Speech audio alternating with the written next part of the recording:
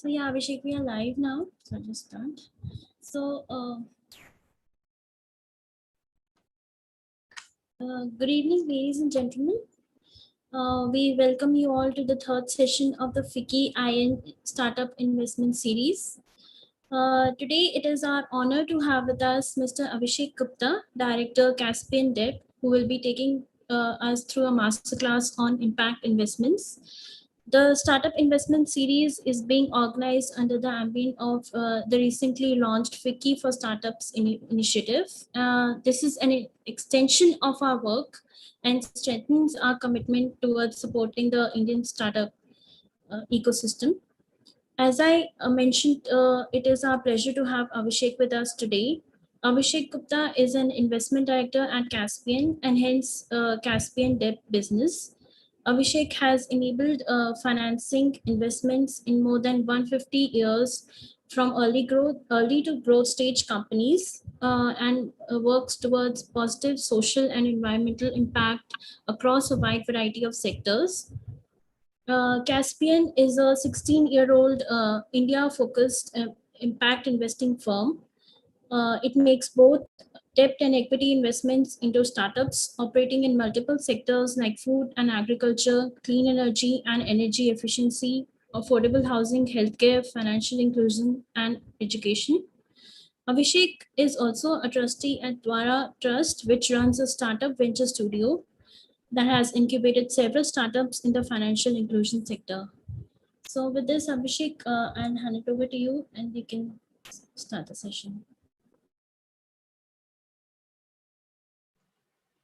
Thank you so much, Aishwarya.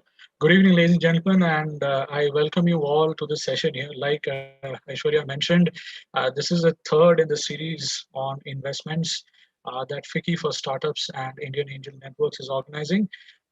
Today, we're going to talk about impact investing, and let me just try and share my screen here.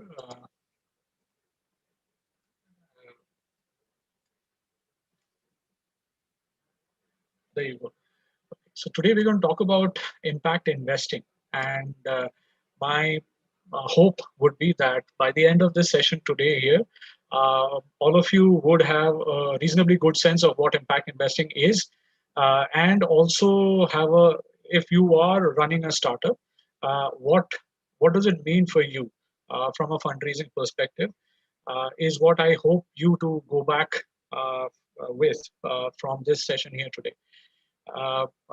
While I will cover the details over the first 30-35 minutes, I understand that you will have a lot of questions. I request you to leave the questions, drop your questions in the interface that you have. I will, with the help of the team here, try to answer as many questions as possible towards the end of the session. So welcome once again. So we have to start with the basics. What is impact investing? Impact investing is basically investments made with the intention to generate positive social and environmental returns, which are actually measurable. And all of the environmental and social returns that that the investors make are expected alongside a financial return. Now, the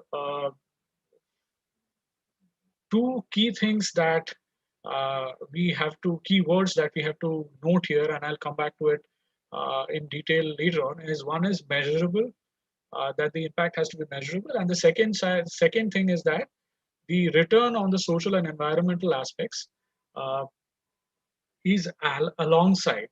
It's not either or. So those two words I would request everybody to keep in mind, and I'll come back to it later. Impact investors are essentially people who are known to provide capital with the intention to address world's some of the most challenging problems and in some of the more challenging sectors. So, for example, sustainable agriculture, renewable energy, financial inclusion, affordable housing, and lack of access to basic services, for example, good quality housing, healthcare, education. Now, if you look at impact investing and the definition and the kind of a broad idea about the kind of investors, what the investors actually do that I gave, what you typically find is that there are five features or characteristics, if I may. One is the intentionality. The impact investors make investments to make a financial return, of course, but with a clear intention that they also want a social and or an environmental impact. The range of financial returns that investors expect is actually quite broad, and I will come. And the next slide actually covers a little bit more detail on this, so I'll leave it there. The third thing is scale. Uh, as far as social impact or environmental impact is concerned, in the impact investing way, the base belief or the foundation of the foundation on which impact investing stands is that uh, any impact has to be scalable. So any company or business or social enterprise that impact investors fund have to be scalable, because without scalability, the positive impact generated is not sufficient, is how impact investors think about scale. The fourth thing is impact investing actually is not just one type of investing. It's not just about investing equity. It's actually about investing equity. It's about investing debt, sometimes quasi debt products, sometimes of structured products of a variety of types. So the fourth point, if you actually think about it, uh, you know the instrument classes or the types of investments that impact investors make is actually quite varied. However, the most uh, you know well practiced product till date, as far as impact investors are concerned, is equity, but that scene is diversifying very fast as we speak. uh, the fifth point is impact measurement. Like I said, the key aspect of impact investing is to generate environmental and social returns, uh, not just through claims, but through measured results, which can actually demonstrate the proof that yes, there has been a social and environmental impact alongside a financial return. So, what does the impact investing map look like? Where does it fit into the overall investing story?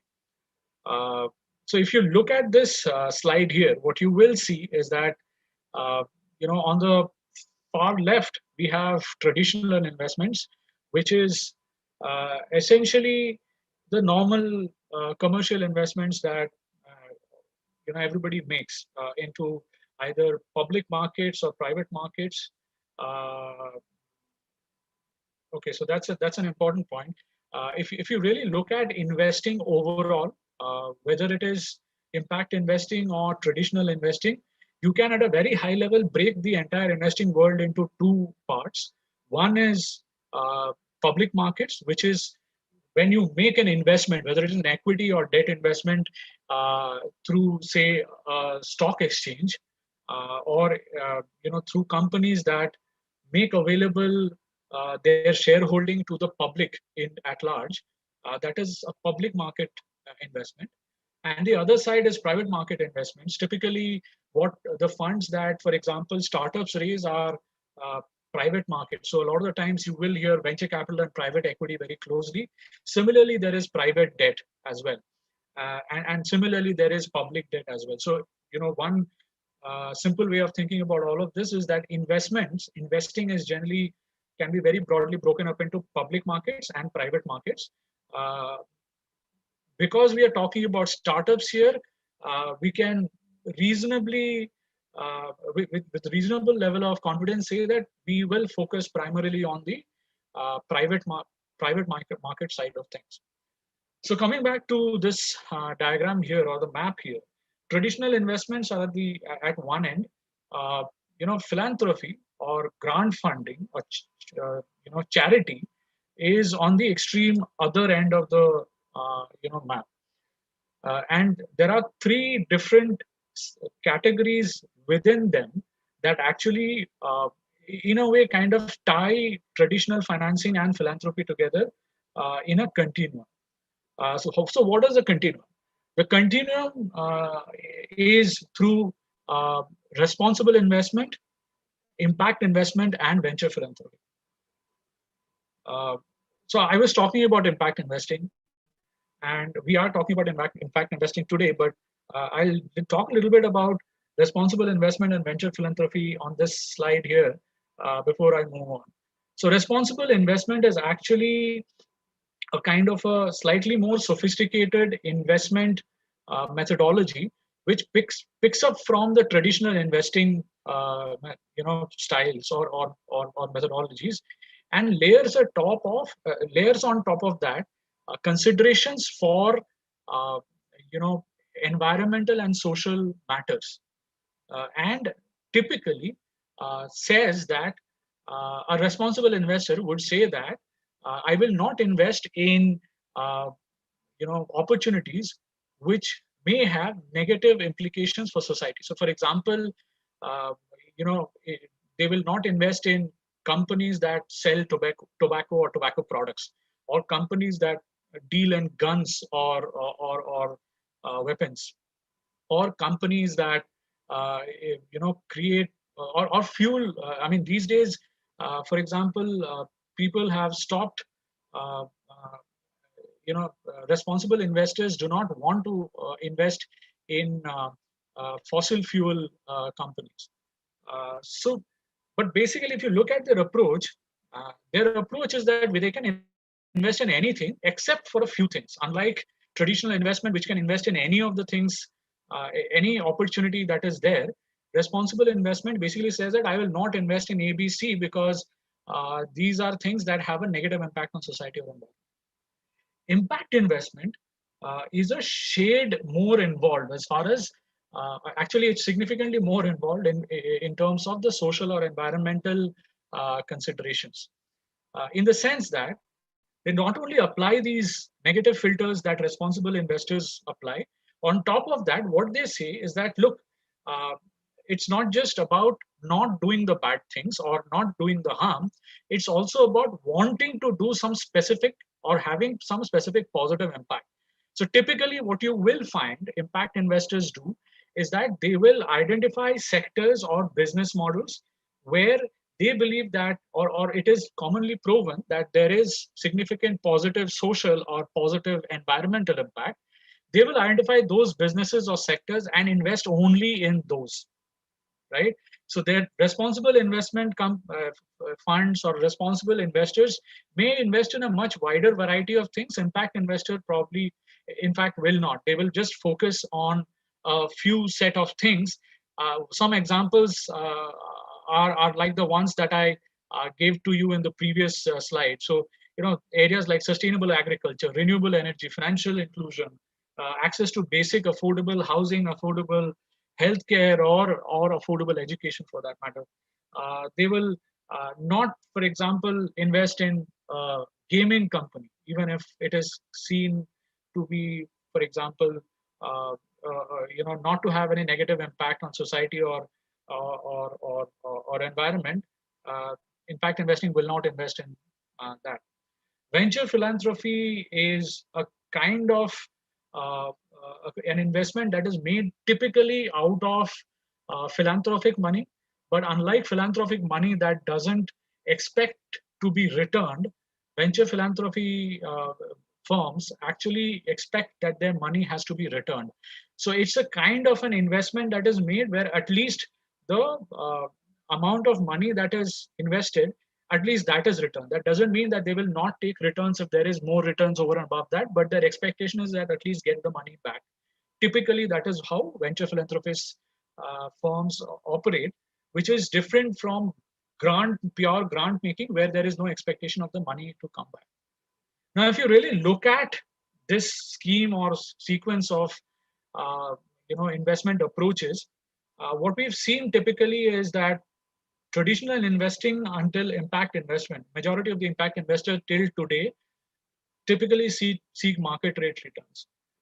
Impact investors actually layer on top of on the financial returns additional social or environmental returns, and their belief is uh, if you know it, for us to achieve scale and impact investors, because they're kind of demonstrating that these investments can make returns, it is important for them to demonstrate that market rate returns are possible. There are some impact investors who actually accept lower than market rate returns as well.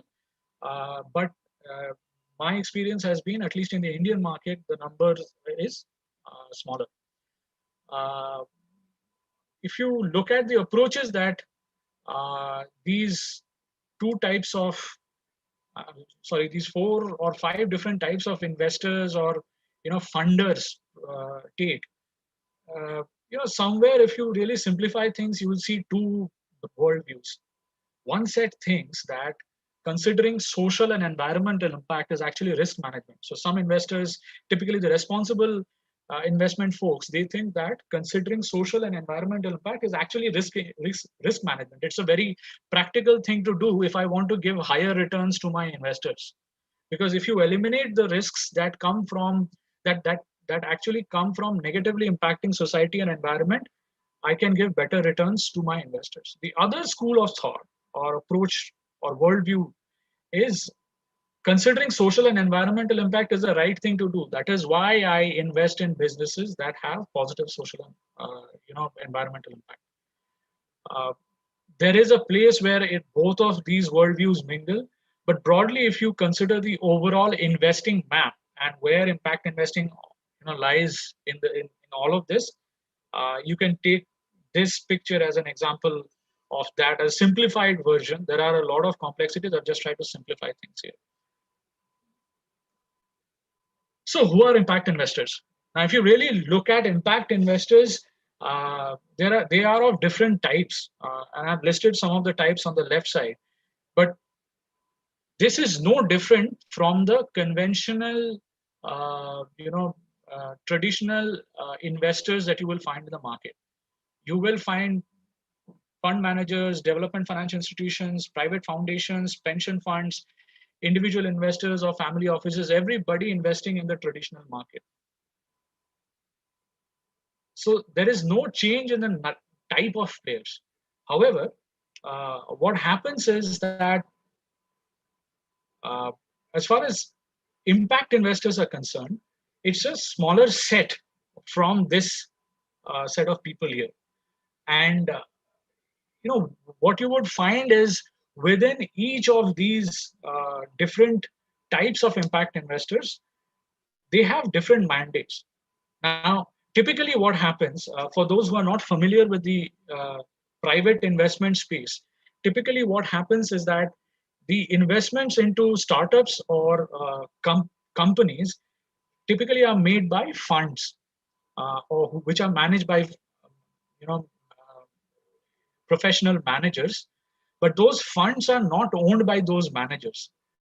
The funds actually come from any of the other people listed out on the left side. So the fund managers may manage funds from that they've received from development finance institutions, private foundations, pension funds, individual investors, family offices, and so on. So a lot of what the fund will do depends on what the investors have given the fund the money to do, right? So the fund manager, which is what typically most impact investors are, the front-facing impact investors, typically are, responsible for the money that they raise based on, and they would have made some claims or promises on what kind of impact they are going to create, and they are given the money based on that understanding. So they have to tie everything to that. Now, even at the same time, uh, we also see development finance institutions, private foundations, individuals or family offices, sometimes even pension funds coming in and directly investing in companies, typically slightly more mature stages, not very early stages, except for the individual investors or family offices. So basically, that's how the in private market operates. And similarly, the impact investors are a subset of that. So they have a very similar structure, or the structures that you can see are very similar. But the key point to note there is that within impact investors, across all these types of impact investors, each investor may have a very different impact mandate and an approach. So it doesn't mean that all impact investors have the same approach or mandate. It may be very different. So just to give you an example, we, for example, today do not have a mandate at Caspian to invest in companies that handle uh, uh, dry dry waste recycling or collection or management. Uh, there could be somebody else who does not have a mandate in investing in clean energy and so on. So that is something that we need to keep in mind. But what are the characteristics that are common across all the impact investors? Characteristic number one is that they're typically willing to take greater risk on investments than the traditional private sector investors, uh, as long as that business has significant positive development impact. So it basically means, and practically this is how it kind of looks. It's that impact investors end up investing in complex or less understood business models or segments. So, for example, companies working with small farmers, or companies working to provide healthcare services in rural or semi-urban locations, or companies that are focusing on enabling gender equality, which are slightly complex and has a lot of societal or policies slash and political kind of a nuance to everything. Uh, those are the areas that private investors typically do not want to invest because of the uncertainties or complexities. Impact investors have shown interest or track record in investing in such businesses as long as they understand there is significant development impact possible. And impact investors know that in spite of high risks in such kind of businesses, it is possible to make financial returns.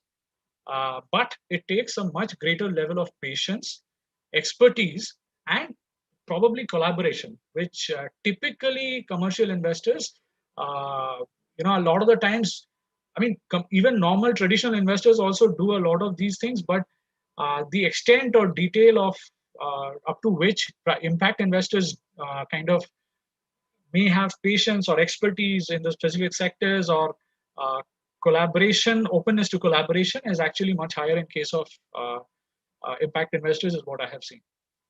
And the impact investor intends the impact. They contribute to the impact. Sometimes they will nudge you that, this is how you can improve your impact on society or environment. Sometimes, depending on the mandate or the approach of the investor, they will get really active with you, working with you in trying to improve the impact that you create in the environment that you operate. Now, it doesn't mean that no commercial investor will be, it doesn't mean that commercial investors will not invest in the companies that impact investors invest in. Commercial investors will invest in impact, invest in companies that impact investors invest in. In fact, one of the key purposes of impact investments is to de-risk the business model so that commercial impact investors can come in and invest, or they get the confidence to invest. Because reality is, the mainstream traditional investments is where majority of the money is. So impact investors play that role of coming into a business, proving the business, I mean, helping the business flourish, and then removing the risks that commercial investors do not want to take, and then encouraging them to come and make the investments. Uh, so the question comes that if you are a startup, when should you raise money from impact investors? There are broadly three things that startups should keep in mind. Is a social and environmental impact a core part of your business model? Meaning that, are you addressing a market failure that is not addressed by conventional, traditional service providers that already exist, commercial service providers that are existing in the market?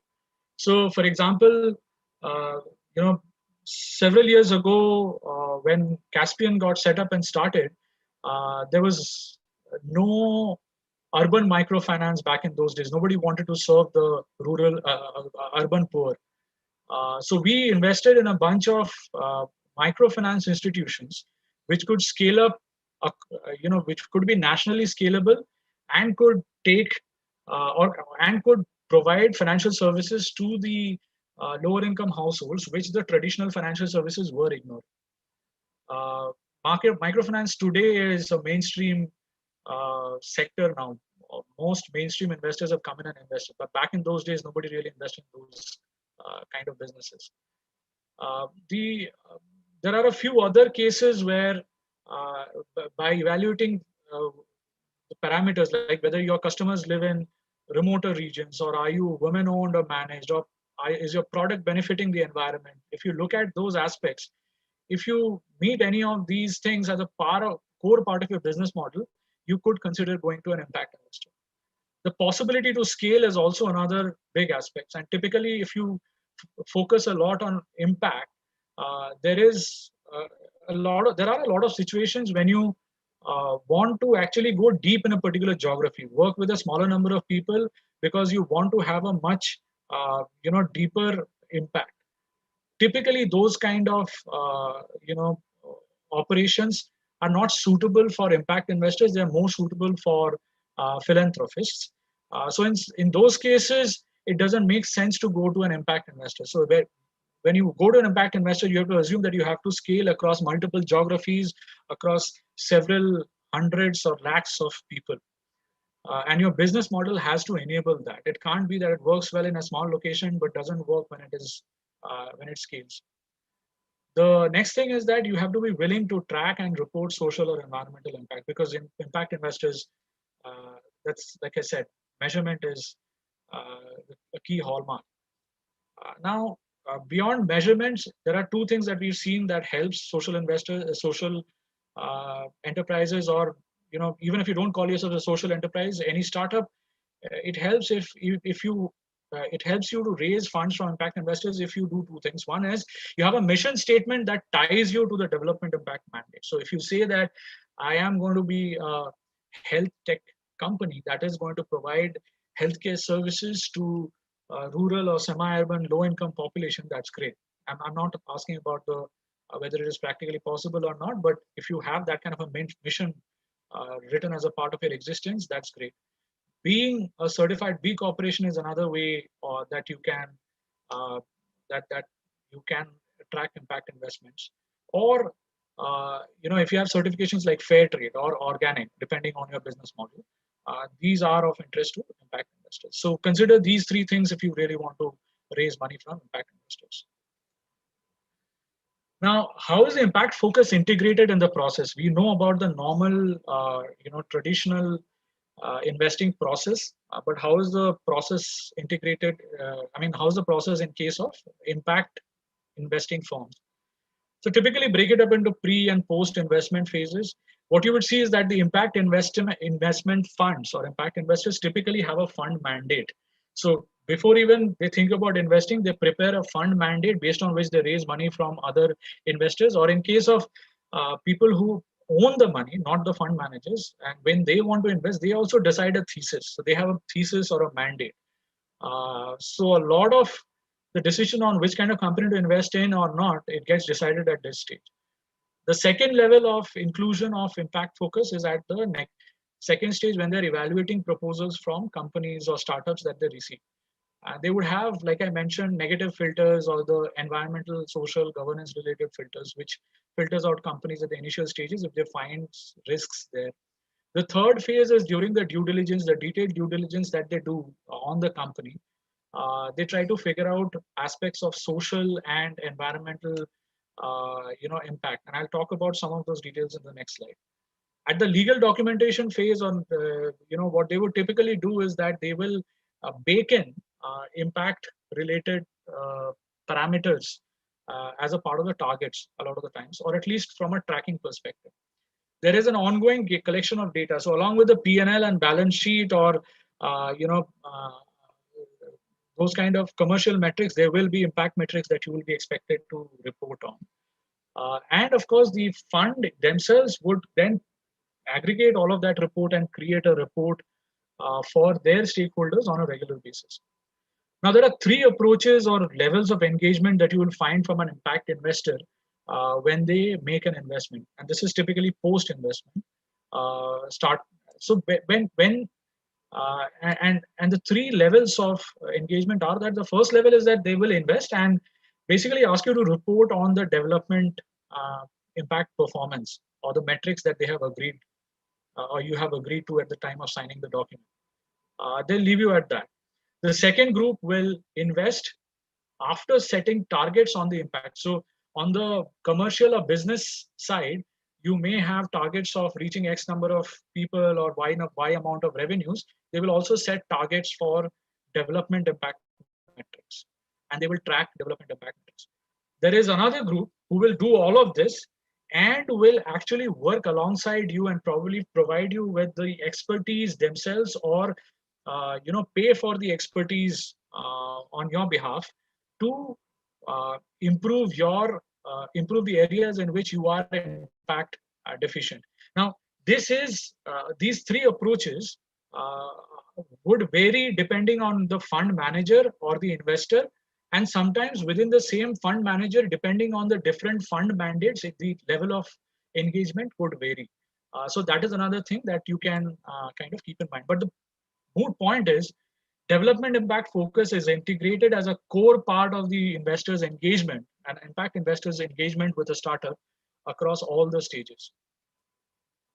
So some of the areas that impact investors look at, right, when they and this is a very small, thin down list, but everything actually that they evaluate is it starts from here. So they would typically look at how your governance processes are, how you're dealing with your employees, what is the impact that you have on your environment, what is the impact that you have on your community, and of course, how are you treating your customer. So all these things, and there are several layers of details to this that gets evaluated. So if you want to raise funds from an impact investor, you will have to figure out a process to be able to answer these questions if they apply to you. So if you're a services company, you will not have affluence, so it doesn't matter. But if you're a manufacturing company with affluence, you have to at least justify what you're really doing with affluence and so on. So I think that was a quick overview of what impact investing is about. Quickly on the status in India, this is from the India Impact Investing Story report that was brought out by the IIC last year. They said that over a period of the past 10 years, about 10.8 billion US dollars has been impact investing money has been put into Indian social enterprises and startups, which was about 586, close to 600 companies. So that's a fairly large number, but these are the early days, right? So impact investing as an industry itself, as a term itself, got coined somewhere around 2009, I think. Uh, Caspian, people like me, we were working in the sector for a long time, but it was like we were operating without a name or we were operating with other names. Suddenly the name came and I think we liked the name and we started identifying ourselves with it. But so the term is new, but the work is pretty old.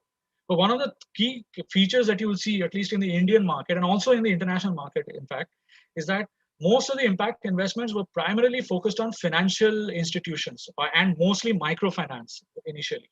But the good thing is that in the last 3 or 4 years, what has happened is has dramatically shifted. And now, so what you would see is that from a 80% share of investments going into financial institutions, today it is more or less 50-50. In fact, probably the non-financial sectors are getting more funds than the financial services as we speak. So that's a positive thing. And within the real economy or the non-financial services businesses, it seems that the agri sector has got the most investments, and the other sectors are fairly equally distributed in terms of how much uh, impact investments that they have raised. So the point here is that the impact investment was mostly about financial services for a really long time. In the last 3-4 years, it has started diversifying into other sectors, which is actually very interesting because which would be interesting for the startups operating in the other spaces, because it opens up the opportunity for you to raise impact investments significantly, because more and more impact investors are focusing on non-financial services areas. So these are some of Caspian's investees, which I'm putting it out here. We funded 160 companies till date across equity and debt. Caspian makes both equity investments as well as debt investments. I look after the debt business at Caspian, but these are some of the companies that we have invested in. Some of them may be familiar, but I guess most of them may not be familiar, because unlike a lot of the commercial startups, we unfortunately don't have a lot of money to pay for PR and advertising, because of which these startups don't get talked about as much on the media. The that's a that's a that's a light reason, but the actual real reason is that their customers actually are not probably not the people who are on YouTube now. But uh, so we were the first investors in Ujjivan, Janalakshmi, MHFC, which was the first affordable housing finance company in the country, private affordable housing finance company. We are the largest.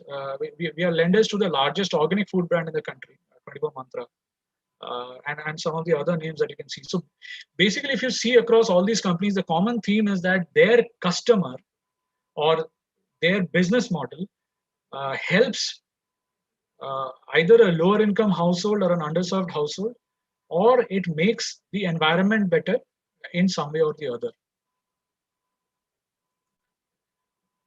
So I'll give you two specific detailed examples of where is this whole difference of why impact investors are needed. So if you look at the case of Ujjivan, it's a small finance bank now.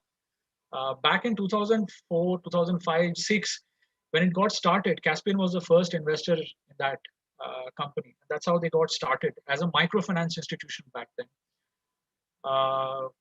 After that, a few other impact investors like Unitas, MSDF, Low Capital, they came in. DFIs or development financial institutions like CDC, FMO came in later on. And of course, more recently, uh, they raised money from mainstream private investors. And of course, they went on all the way to do the IPO, and they raised money from retail investors in general. But it took Caspian to make that first investment back in 2004-5, because nobody else was really willing to make that investment in Ujjivan back. Caspian invested out of two different funds into the same company, and was with them all through, through different stages of investments. Another example that I will take, so this was an equity investment that Caspian made. Another case that I will take is from the debt side of our work. This is Telapse Technologies. Caspian was the first institutional debt provider. For those who don't know Telapse, they make these IoT devices for the dairy supply chain. It could be replicated into any perishable supply chain. They reduce wastage in the dairy supply chain and make sure that quality-based payments are paid to the farmer. So we were the first debt provider to the company when nobody was really providing debt. But over the years, and Omnivore was the first equity investor in that company. Omnivore is another ag-tech focused venture capital fund. They also are kind of considered like an impact investor. So we were the first institutional debt provider to the company. And then over the years, you would see, like you can see on the slide, they have raised money from mainstream commercial sources, commercial venture funds, venture debt funds, and so on. We continue to support the company over the life. So basically, going back to my point that venture impact investors probably will come in early when the business model is still complex and highly risky, but they will they will encourage commercial investors to come in, like it has happened in both these cases, and probably continue as for as much time as it is possible. So I think that's all from my side for today. That's all that I had to say. If there are any questions, I'm happy to answer. And if there is anything else that you want to me to go deep into, happy to do that. It's very difficult to do this in a 1 hour call, but you know, this was my effort. If you have any specific questions, please ask. Thank you. Thanks, Avishek. This was very informative, actually, and I mean, you covered all aspects here on impact investing. Actually, Signy is also one of our portfolio companies which have been funded through FICCI's Millennium Alliance program.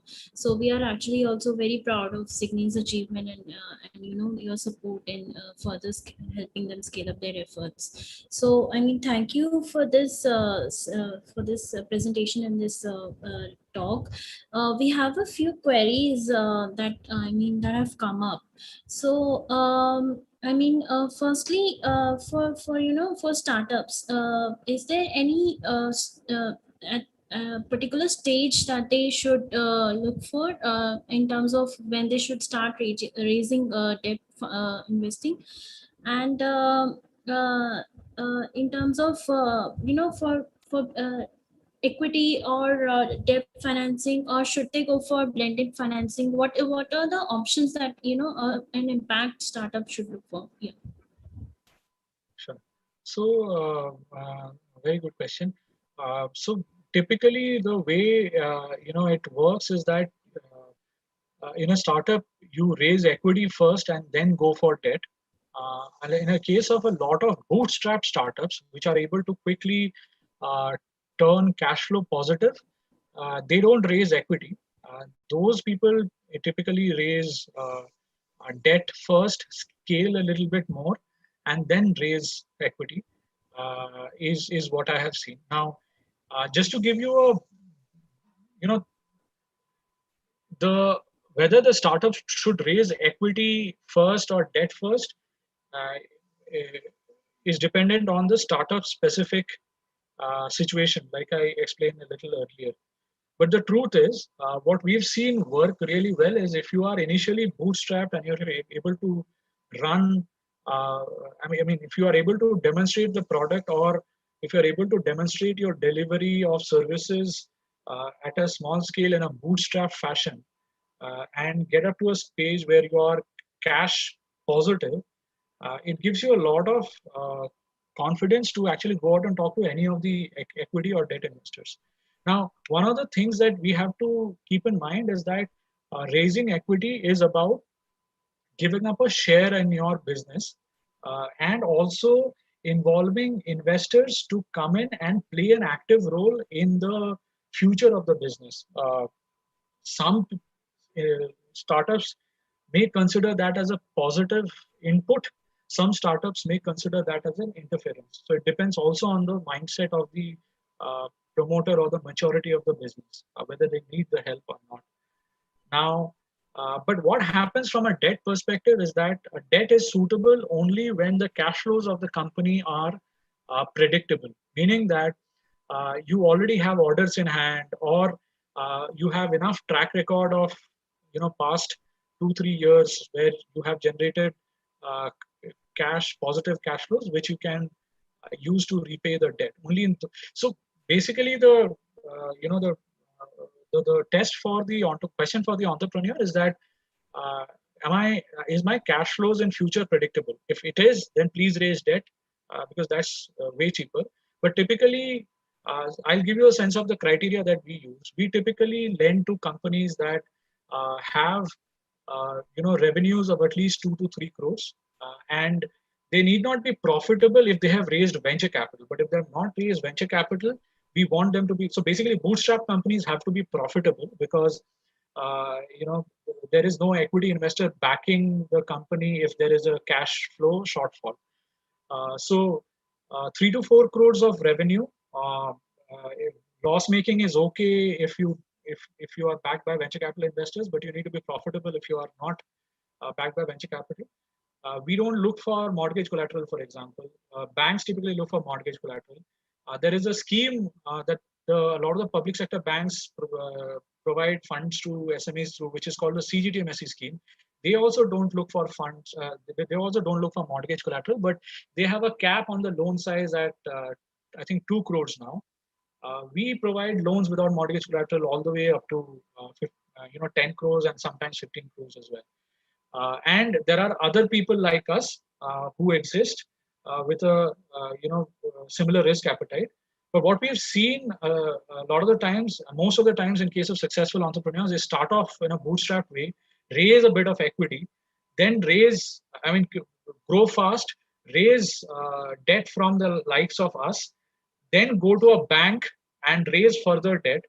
Typically, banks will not meet the entire financing requirement, so they will need to have people like us alongside them to help them grow. I hope I have answered your question.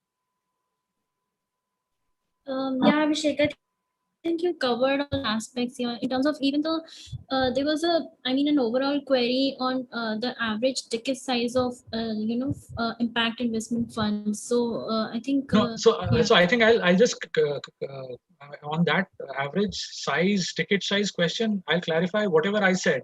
That 50 lakhs to 15 crores that we provide is what Caspian debt provides. Different funds, impact investing funds, would have different types of ticket sizes. So, and it is just like the uh, the traditional venture capital or traditional debt providing business. So there are different kinds of ticket sizes that they do. Similarly, it is with us. It depends on the funds or the investors.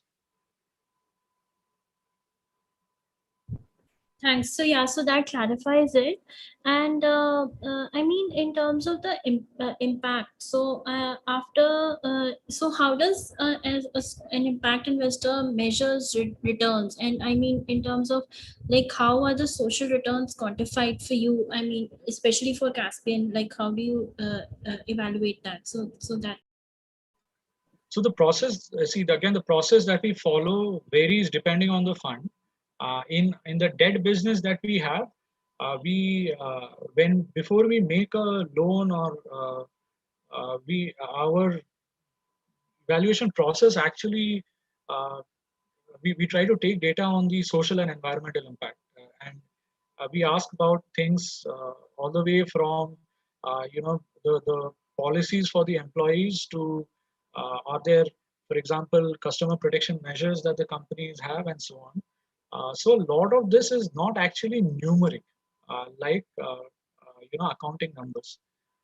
So what we do is we identify all these areas, and then after we make the loan, we ask the companies to report to us on a quarterly basis on all these parameters, and we aggregate all those numbers across our portfolio. So we, on the debt side, we just track the numbers that the companies, where we think the companies are having social or environmental impact, and then we add the numbers up. On the equity side, we have a more detailed process because our involvement is closer. We are probably on the board. We are working with the company as a shareholder, uh, and in that case, typically what happens is a fairly detailed due diligence happens. What we've done in the case of our past funds is they've gone through third party impact measurement and impact verification evaluations as well, uh, as a kind of a third party certification of the fact that these companies meet certain level of impact norms. We were, in fact, for the last 3 years, we were uh, recognized as best for the world in an international, impact investing uh, kind of, I'll say, grading kind of a competition or whatever you call it. So from that perspective, uh, you know, it would vary. Now, one of the primary issues as far as measurement of impact is concerned is that unlike accounting of financial accounting, there is no agreed standard. Everybody's, as we speak, everybody is working towards it. So that is why agreeing on the impact has been difficult, and I think it will take some time before it is solved. Truth is, if you look at financial accounting also, it is not that it is simple. It is just that people have agreed on a framework, and but that framework may not be the best representative of the financial status of a company. I mean, we recently changed. I think India changed into Ind AS, a new regime on accounting standards. And that's where we realized that, look, what we thought was income last year before the change, this year we could not consider that as an income, or value of something that we thought was could not go up. Suddenly the value could go up now based on the new standards. So I think financial accounting is also equally difficult to measure, but people have agreed to a certain set of standards. That process is ongoing, and today that process is ongoing for impact. And today, all individual funds or fund managers or investors have their own way of measuring uh, as such. And I explained to you how we do it. So thanks, Abhishek. Abhishek, I think we covered all the aspects, and I mean, we have majorly covered all the queries from our participants who have joined us today. So, I mean, on behalf of Vicky and my colleagues who have joined us today, so I thank you for the session and this presentation and the information that you provided for us. And thanks a lot for all who have joined us today, all the startups. And I encourage everyone to avail the benefits of Fiki for Startup membership. Thank you for joining us. Thank you so much, Aishwarya. Thanks to FICCI for Startups and Indian Angels Network, and all the best to all the startups that were on the call today. If there is any way in which I can help, please reach out to me via FICCI for Startups, or you can look me up on LinkedIn, or just write to us at info@caspian.in. Thank you so much. Have a good day. Thanks, Abhishek.